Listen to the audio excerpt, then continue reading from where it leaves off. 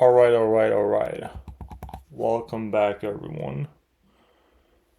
And let's start today's session.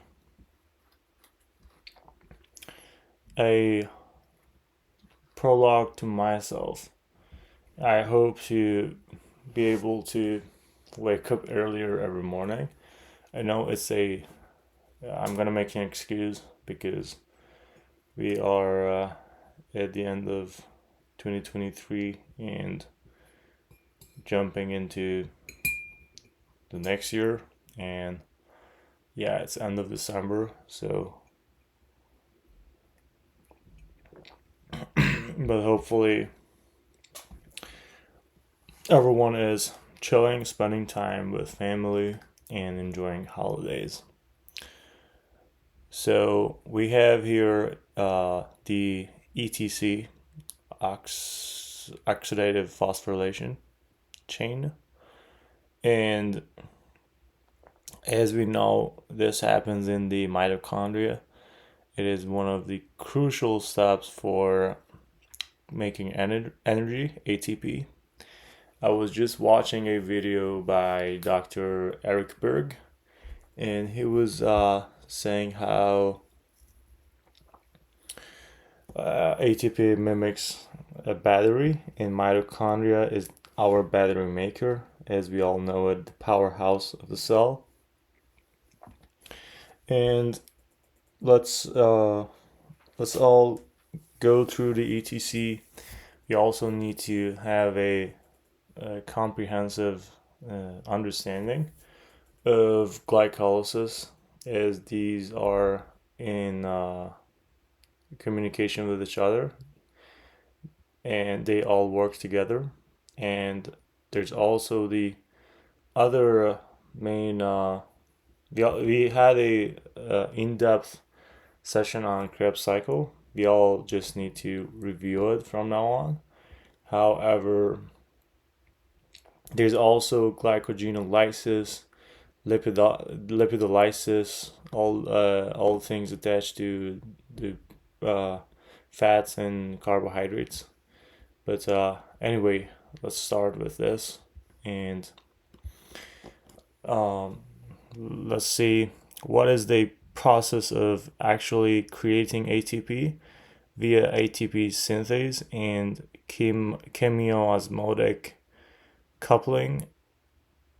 It's interestingly oxidative phosphorylation. So whenever ATP synthase is in play, we expect is whenever ATP synthase in play,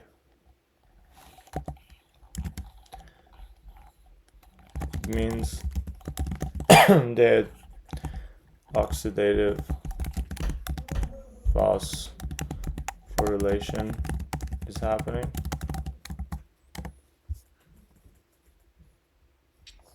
So as you can see here, the matrix is inside the mitochondria, and then there are two cellular membranes, and there's an intermembrane space, and cytoplasm is outside of the mitochondria because we're still in the cell, right?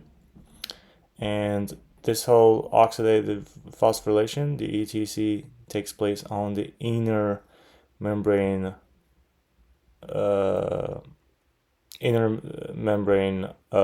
the mitochondria, right? There's an outer membrane and an inner membrane.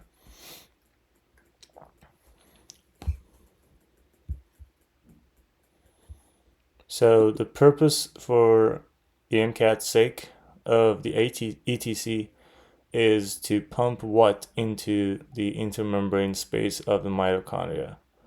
So the purpose is to pump protons, not electrons. And by protons, I believe we are referring to hydrogen.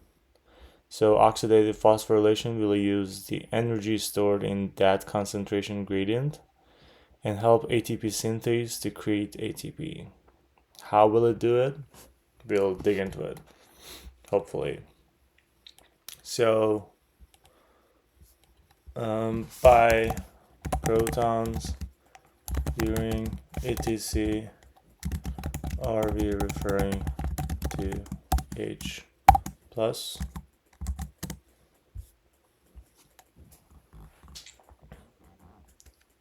So we need to know that the purpose of ETC is to pump protons into the intermembrane space so that ATP synthase is able to create ATP. The NADH gets into the mitochondria from glycolysis by taking either this shuttle or the other shuttle. So the two shuttles are malate aspartate or the glycerol 3-phosphate.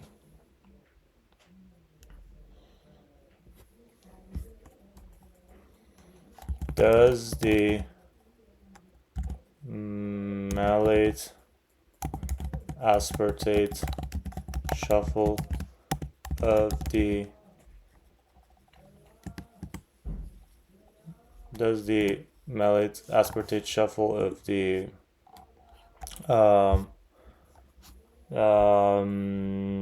mitochondria of the NADH come from Krebs cycle and the glycerol 3-phosphate from lipids, whatever the cycle is for that, mechanism is for lipids.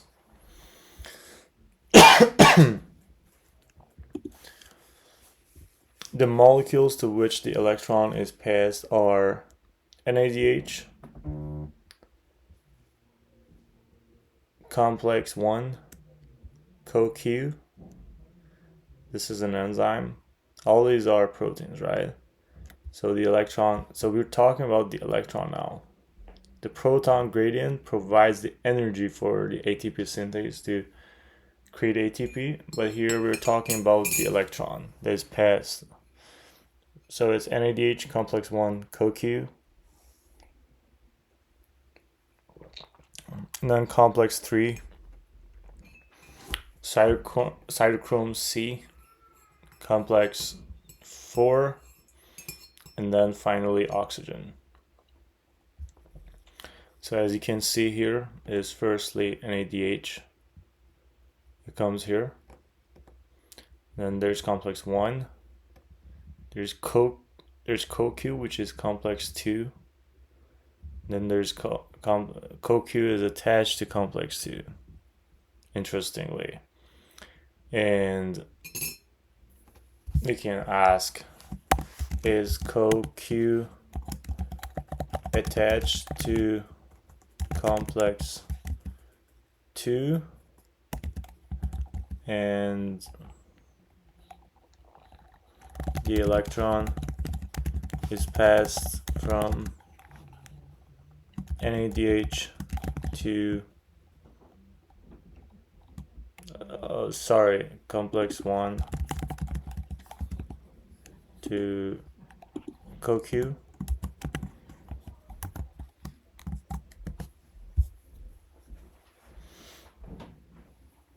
So this is what it means when you hear the oxygen is the final electron acceptor in cellular respiration. So yeah, oxygen is the final electron acceptor in cellular respiration. And then it's complex 3, complex 4, then oxygen. Oh, we missed cytochrome C. There's also cytochrome C between. So between 1 and 3, there is CoQ. Between 3 and 4, there is cytochrome C. And then from 4, it is passed on to oxygen. The energy to pump protons into the intermembrane space comes from all the NADH that the cell has accumulated through the other parts of cellular respiration. So when you have all the other mechanisms at play, that's where you get the NADH from in order to pump the protons into the intermembrane space. So all that energy comes from NADH. So NADH is needed for the proton gradient to work and in order to pump those protons.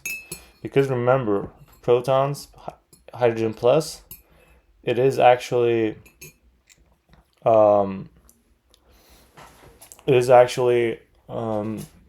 polar, right? So it cannot pass through the cell membrane. Therefore, it needs a facilitator, right?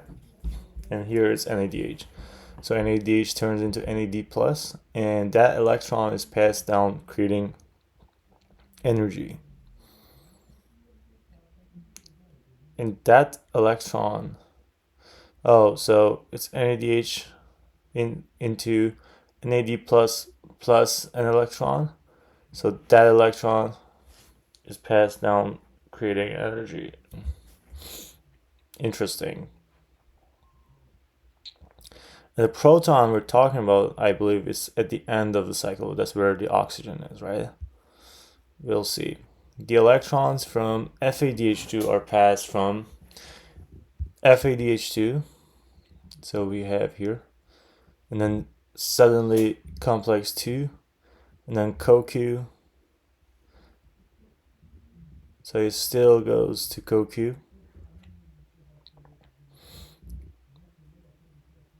For some, you can see here that there's a flash to CoQ from FADH2. I hope you can see it in full resolution. And then from CoQ it goes to complex 3, and then to cytochrome C, and then complex 4, and then oxygen.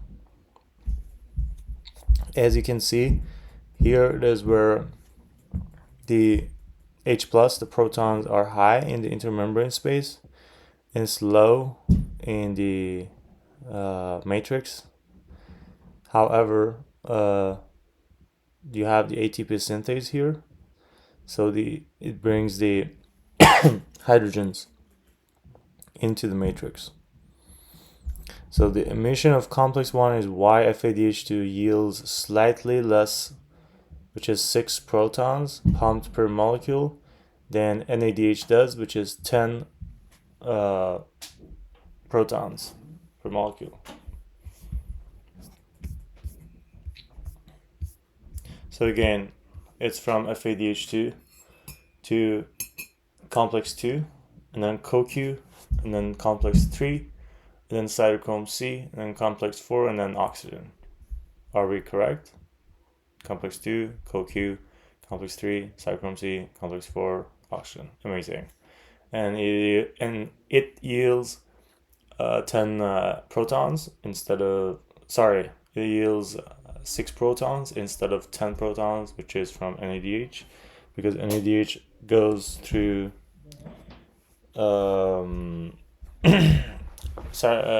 complex 1.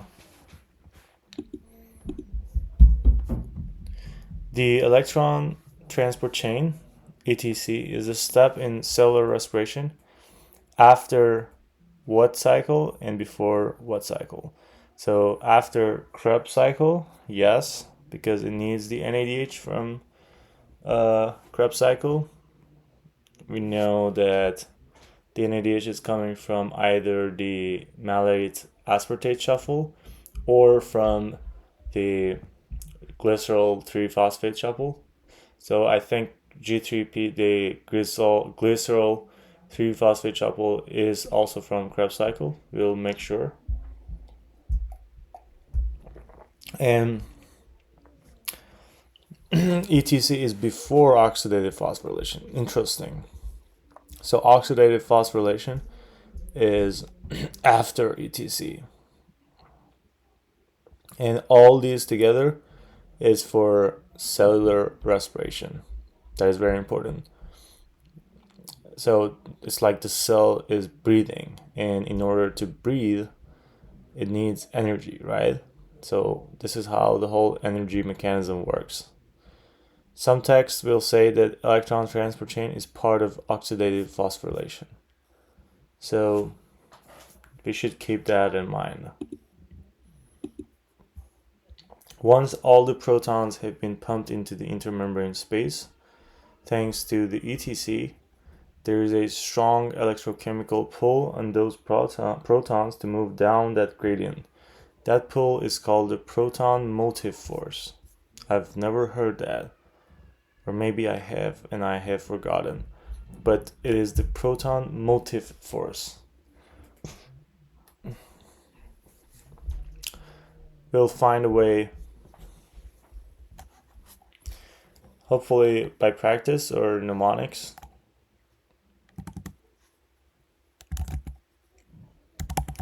Mnemonics needed for proton motive force.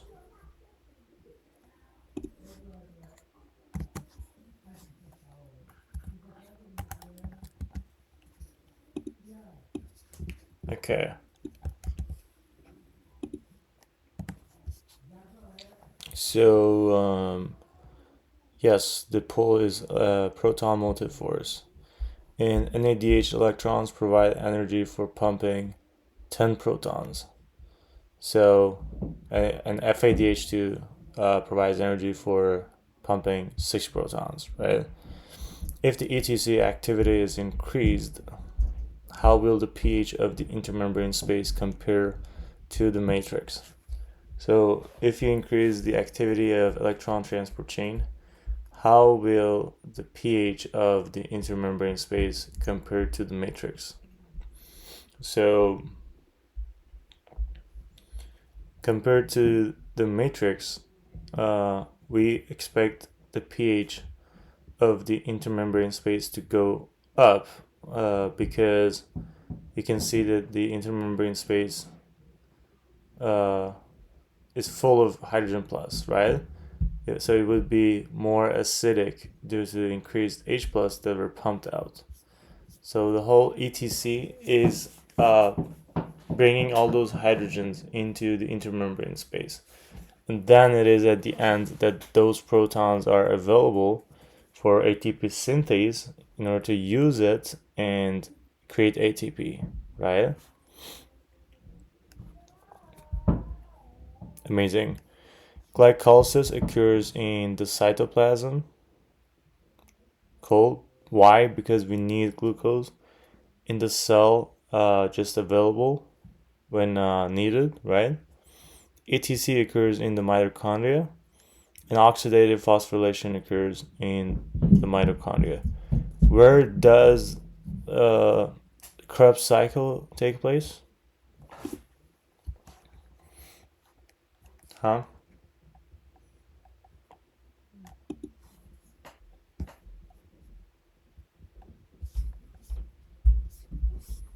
Where is Krebs cycle?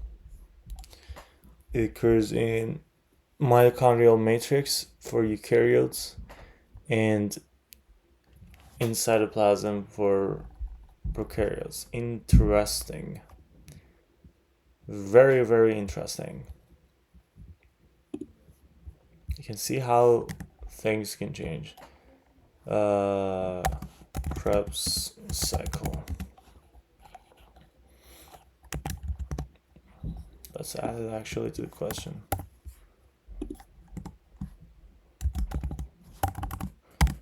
Krebs cycle occurs in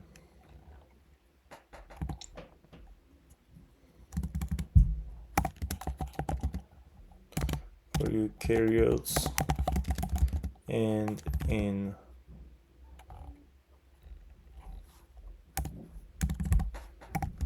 for prokaryotes.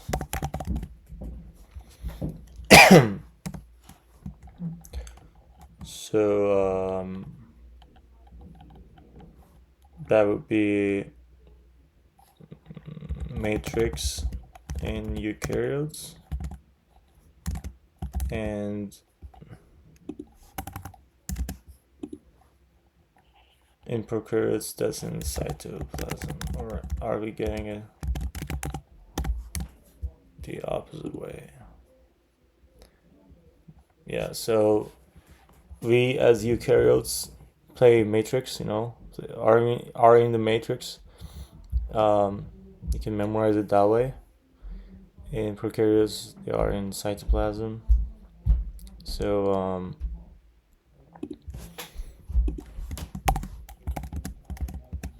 we as eukaryotes are in matrix.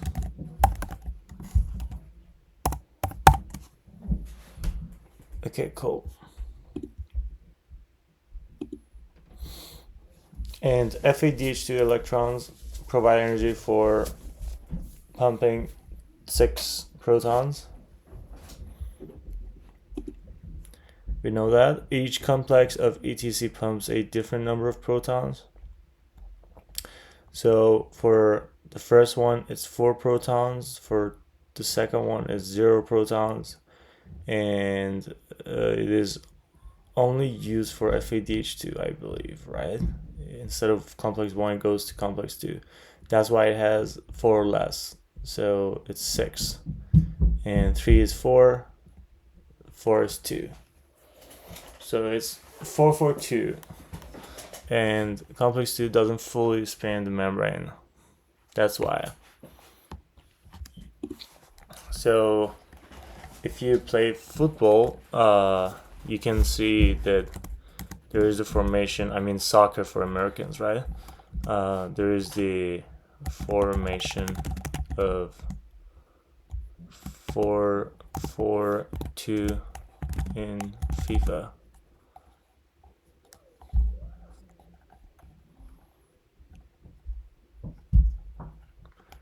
And that should give us the knowledge for complex 1, 3, and 4. We should know by heart that complex 2 does not produce any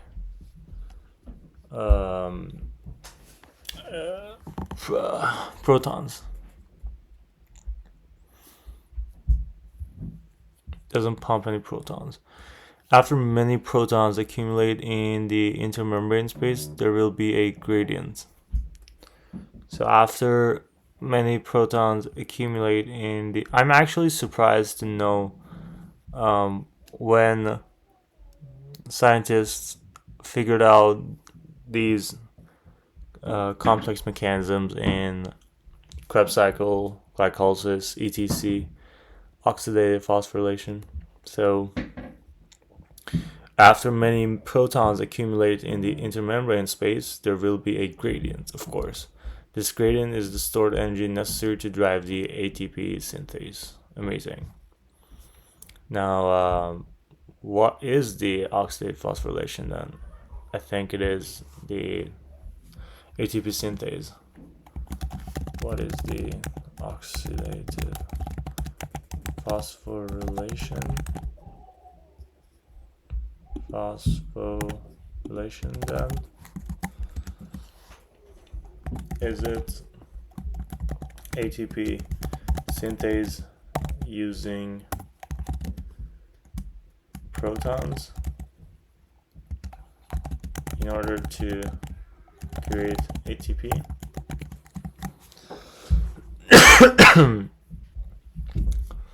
Cool. So the next one, let's go through exons and introns. So introns contain non-protein coding regions and interrupt the gene. So they interrupt the gene, basically. That's what this is referring to. And I have come across this so many times that I know by heart that exons are the coding proteins, and the introns are non-coding. I think it should be non-coding proton regions, not... Yeah. protein coding regions. Oh, so non-protein coding. So introns are coding for some other stuff too, but they're not coding for any proteins. Interesting. So we can ask, what do introns code for if not proteins?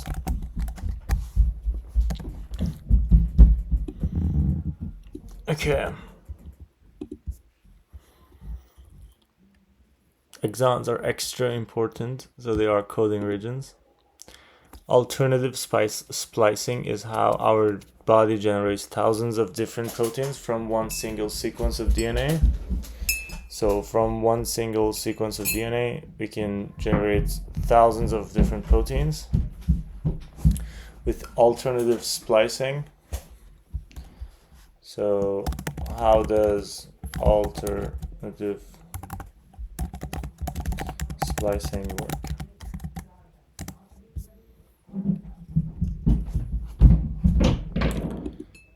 And we have transcription, which is pre-mRNA, then post-transcriptional modification. Where did post-transcriptional modification took place? I think in the nucleus, right? Or is it Golgi apparatus? Where does post-transcriptional modification take place? So you should know that exons and introns are related to post-transcriptional modification, right? How about post-translational modification? For that one, it's more about ribosomes and tRNAs and mRNAs. So, right? But here, post-transcriptional, we're talking about producing the mRNA, right?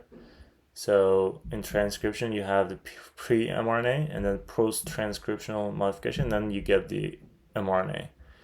The PTM, post-transcriptional modification, consists of 5' cap, poly A tail, and splicing, which is taking out the exons and attaching to them, right? And with alternative splicing, you can do this in so many variations. Post-transcriptional modification involves addition of 5' cap, poly A tail, and splicing. PTM is a process that converts a pre-mRNA into a mature mRNA. Amazing. Amazing.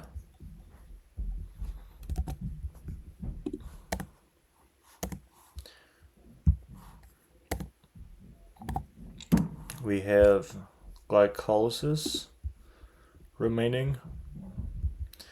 So this is the whole glycolysis chain, right? So glycolysis is the first step of cellular respiration, the process of getting energy in the form of ATP from glucose and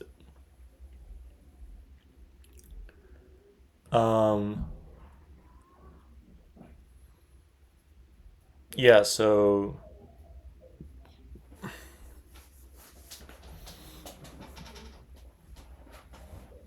when you want to get energy in the form of ATP from glucose, glycolysis is the first step of cellular respiration. So as we know, it was first glycolysis, and then Krebs cycle, and then ETC, and then oxidative phosphorylation, right? Sometimes ETC is part of oxidative phosphorylation.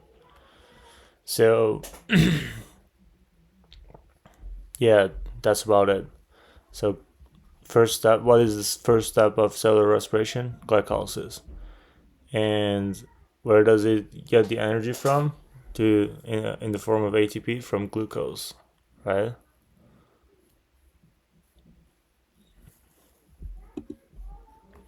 Starting from glucose, a 6-carbon sugar, glycolysis creates 2 molecules of pyruvate, a 3-carbon molecule. So you will need to know these substrates, not necessarily all of the enzymes though. So we need to know the substrates, that is glucose, G6P, F6P, F16BP, and then G3P, which which happens in the second stage, and it goes back and forth between dihydroxyacetone phosphate, should be DH DHAP, something like that. Then G3P goes to the third stage, which is 1,3 bisphosphate glycerate, and then 3 phosphoglycerate, 2 phosphoglycerate. So 1,3, 3, 2, and then phosphenol pyruvate, and then finally pyruvate. And the phosphenol pyruvate is turned into pyruvate via pyruvate kinase, which is very important. It uses ADP to. It also gives ATP. This step, right? And from the G3P to pyruvate, the third stage happens double, because you have the glucose turn into one G3P and another G3P, so it's 2 G3Ps, right? And that's why you get 2 pyruvates from glucose. And you can see here that starting from glucose, 6 carbon sugar, glycolysis creates 2 molecules of pyruvate, or G3P, right?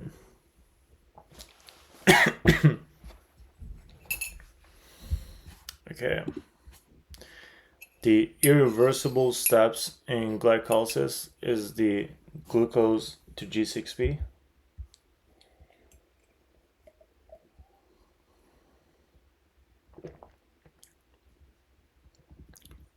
Which uses ATP, F6P to F16BP, which also uses ATP.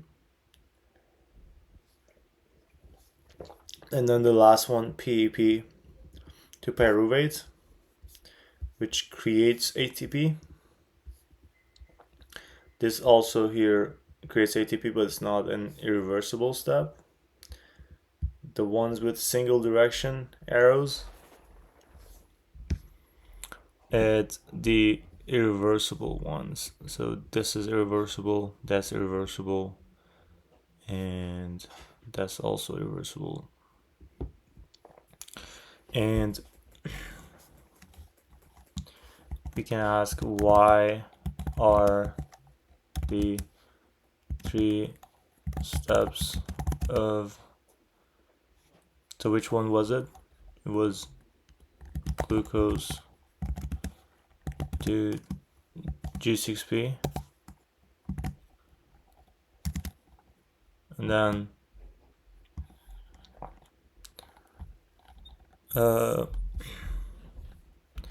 F6P, and then F6P to F16BP, and PP to pyruvate, irreversible. What does it mean that they are irreversible? So we can, my assumption is that you cannot turn it back. Like, for example, when you burn a wood, you cannot turn those ashes back into the wood, right? It's gone. You cannot kind of recycle it, because it's chemically changed. There's also a YouTube video on this, so we can check it later. Glycolysis occurs in the cytosol.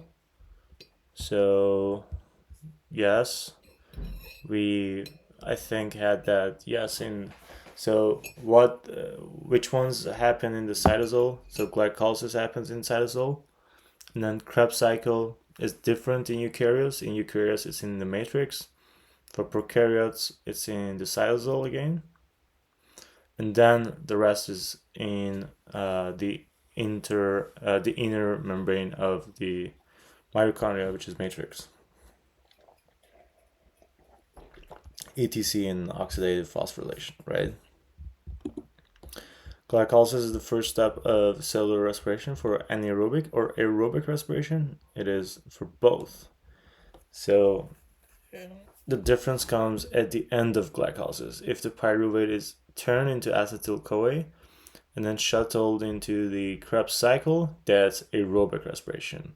And if there is no oxygen, there is no point in trying to do oxidative phosphorylation. So the pyruvate gets converted to either ethanol or lactic acid. Interesting.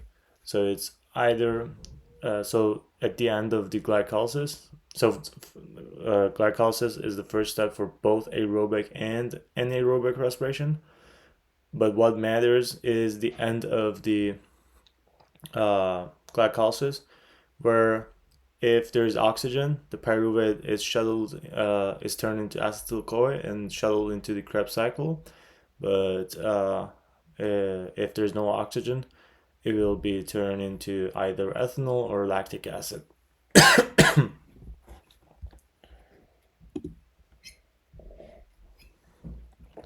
And here we have all the cards in order to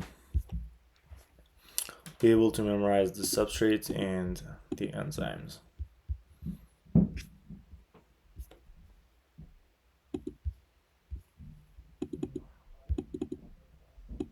Let's see what this YouTube video is about.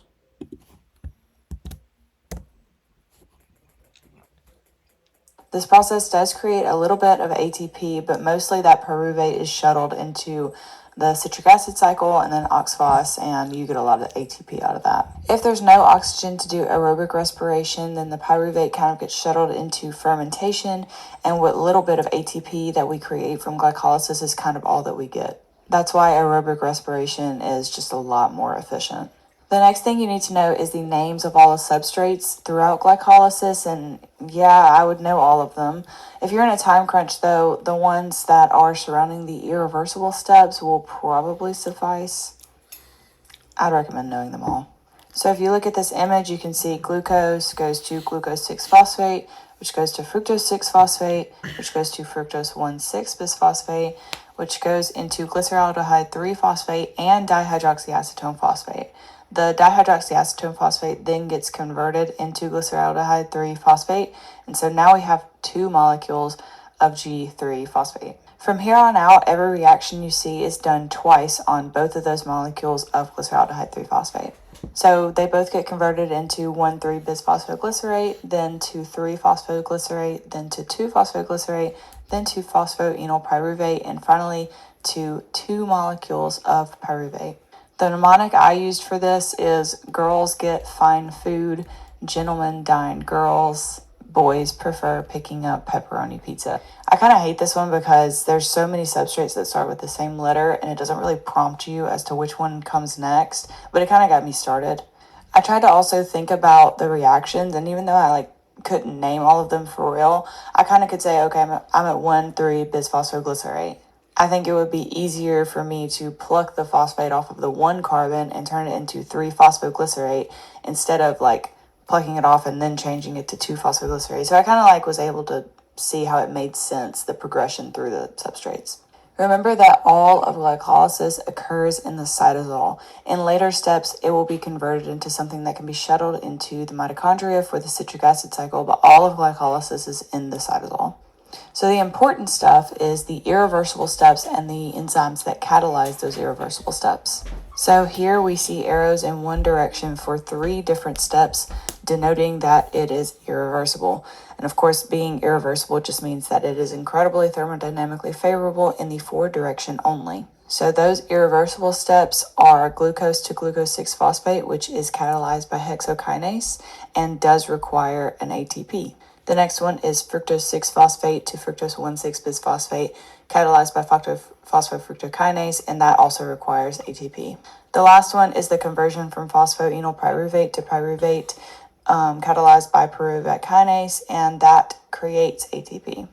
Also note that 1,3-bisphosphoglycerate to 3-phosphoglycerate also creates ATP, so I would know it, but it is not irreversible. Okay, so to recap that, definitely know the irreversible steps, know the enzymes that catalyze those irreversible steps, and know whether it's creating or yielding ATP. So you'll notice that there were 2 steps we talked about in the beginning that used ATP, and then 2 steps in the end that created ATP. But remember, in the later stage, there are 2 molecules that are going through every one of those reactions. So really, that's 4 ATP that we've created. So after creating 4, but using 2, the net yield of ATP from glycolysis is 2 ATP. That's really not a lot when you consider that if you go through the rest of aerobic respiration, you get like 30 something. Okay, some last minute things. You probably won't have to know the structures of any of the substrates in glycolysis, but I would definitely know glucose for multiple reasons, and it wouldn't hurt to also know pyruvate. Okay, I hope that cleared up glycolysis for you guys. There's a lot to know about glycolysis, but luckily for the MCAT, it's pretty skim on what you actually have to know. If you like this video, then you will love the new ebook that me and John have made. We have not published it yet. I'm so sick of saying that. But when it is published, we will put it on the website, and we will put the link down in the description below.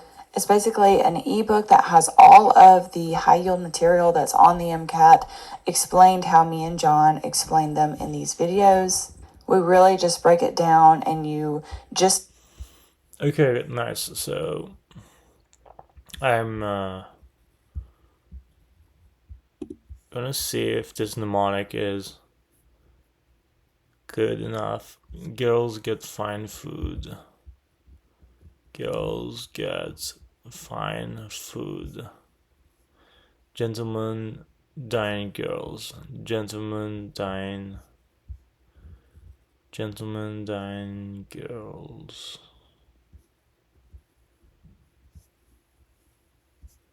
Boys prefer picking up pepperoni pizza.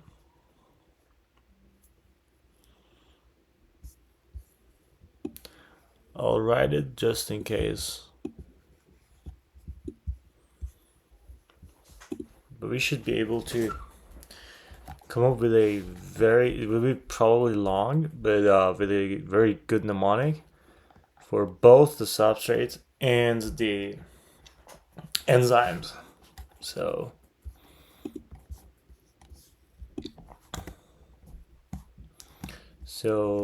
let's see.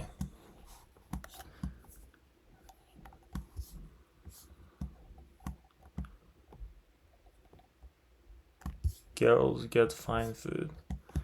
Girls get fine food. Gentlemen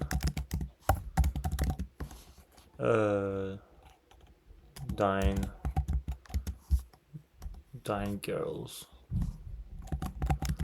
Where is this coming from? The second one, like it goes back and forth. She means I think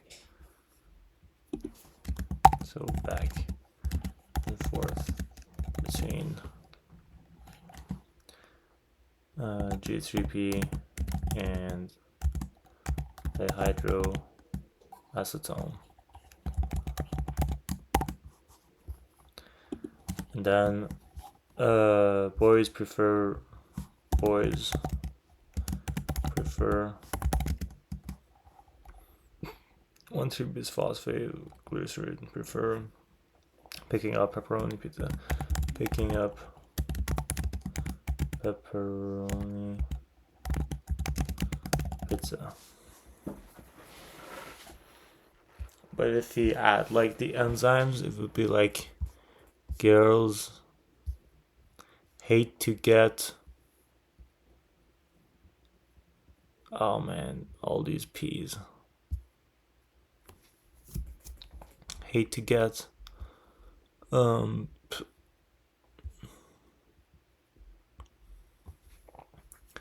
fatty, fine,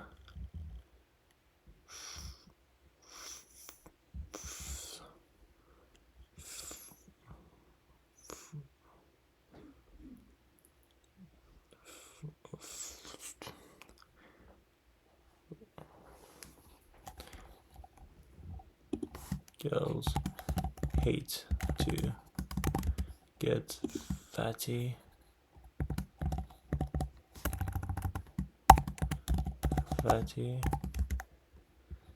like with the, if it's with the P, we should go with the P. Okay, get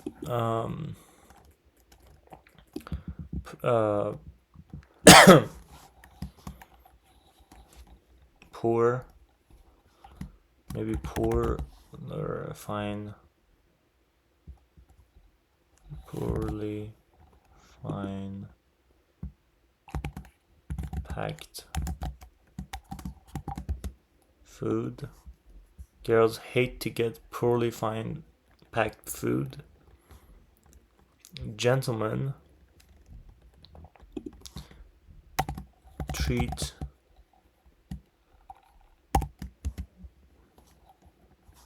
and dine girls. Dine girls. Boys. Wait. Girls. Good girls.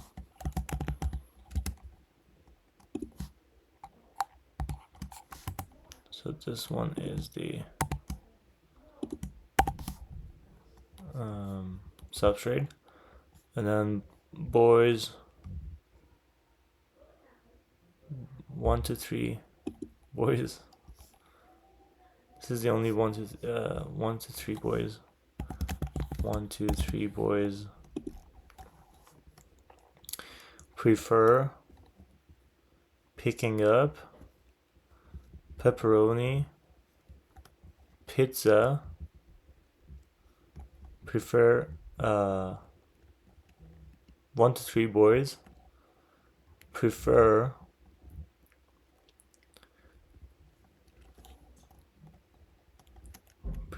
three pepperoni pizzas.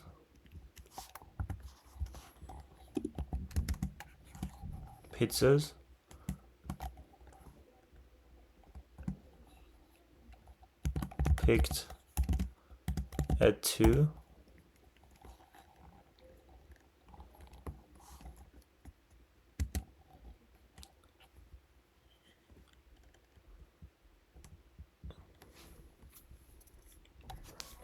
One to 3 boys prefer 3 pepperoni pizzas. 3 pepperoni, 2 pizzas, like double pizzas, like double.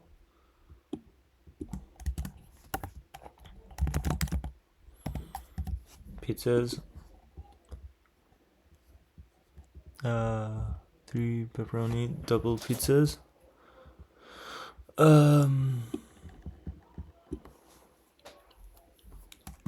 In with the analyze in ending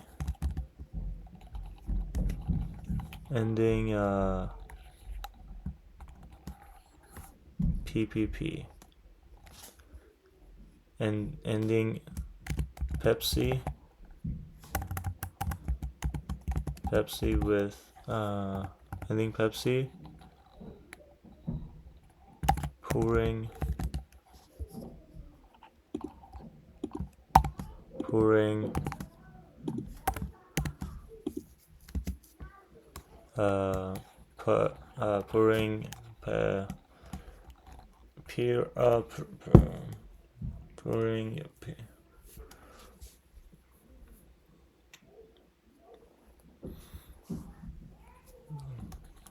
ending Pepsi. Pizzas ending in including and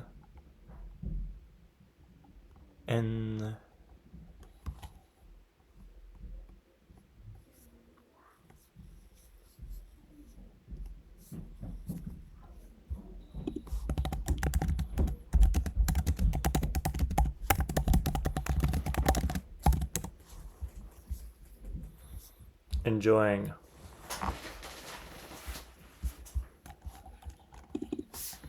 Enjoying Pepsi.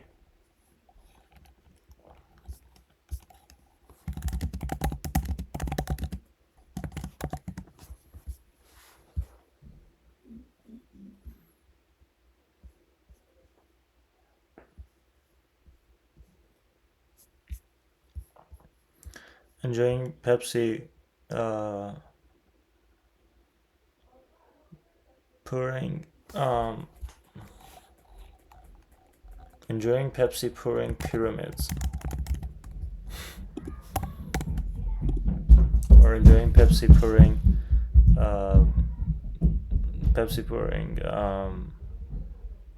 Pepsi plastic plastic pyramids. Okay, it's too long. I know girls hate to get poorly fine packed foods. Girls hate getting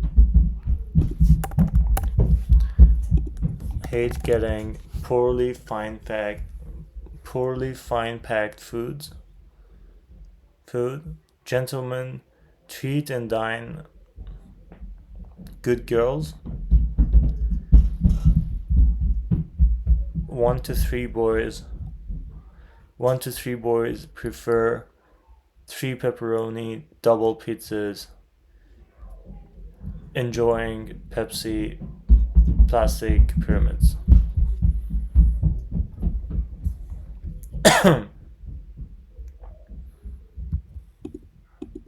Okay, cool. I'll see you in the next session. I'll just take a short break and be right back.